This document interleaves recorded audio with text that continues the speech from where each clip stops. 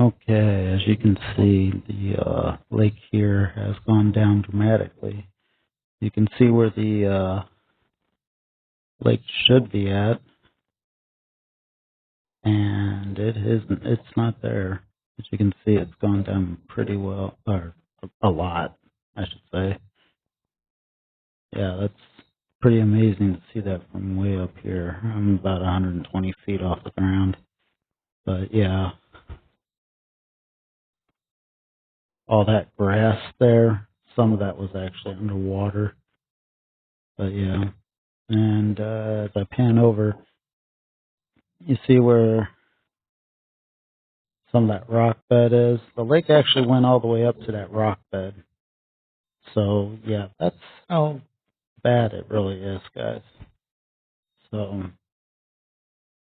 well, I hope you like this video, and please like and subscribe. Thank you.